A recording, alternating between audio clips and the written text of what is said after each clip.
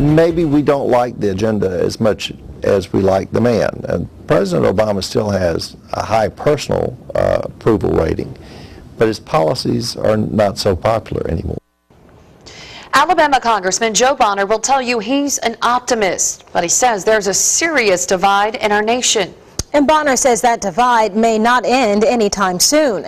The Republican congressman sits down with Eric Reynolds for the interview.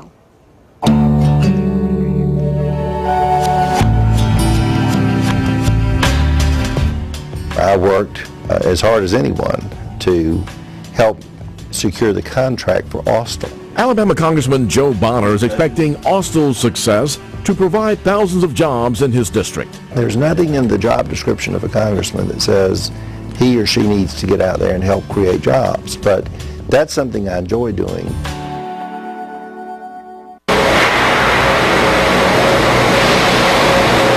ThyssenKrupp, the German steel company, is also in his congressional district. The largest industrial development project in the history of the country was something that we were very involved in and very proud of.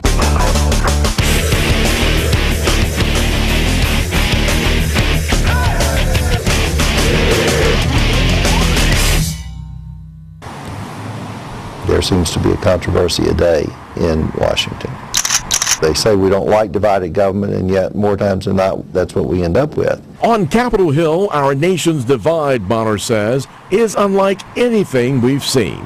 Well, I'm an optimist by nature, but I'm also a realist, and I think that it's going to be a struggle to bring the country together. And with crucial issues like Social Security, Medicare, taxes, immigration, and debt, he says there are tough decisions and tough votes ahead. Congress is going to have to make some real difficult decisions, but the American people are going to have to help give direction about where they want us to go. The same American people whose frustration and anger with Washington is at an all-time high. They now are at a dangerous level because, quite frankly, it's not just Congress, it's not just the president's approval ratings. I think it's an overall lack of confidence in government function. I want to say a few words.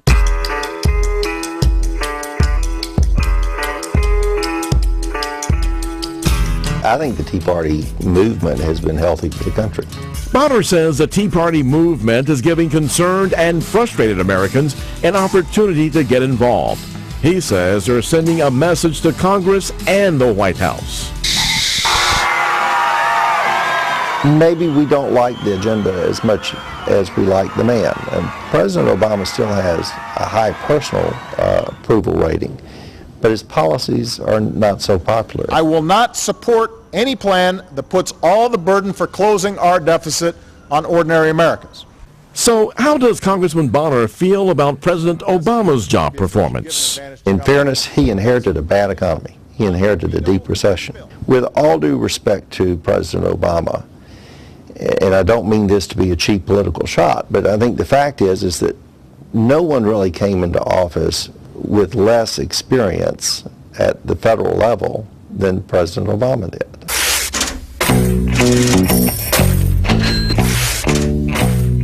Bonner voted against the president's stimulus bill. It was the wrong medicine for what was ailing the country, and I think that vote has been proven to be right. The stimulus bill passed without Bonner's or any Republican votes in the House. Afterwards, Congressman Bonner said no apologies as he requested stimulus funds for his district. Once it became the law of the land, then I'm not going to apologize. Congressman Bonner would not say who he would support if the primary was held today, but he says the Republican challenger must have experience. I don't know who the nominee will be, but I would like for it to be someone with experience, executive experience in this instance. Republican challengers and Tea Party members are also lining up to take on Joe Bonner in 2012. You never take an election for granted, but my focus is always going to be not about the next election. It's going to be about doing the job I've been elected to do. In Mobile, Eric Reynolds for Fox 10 News.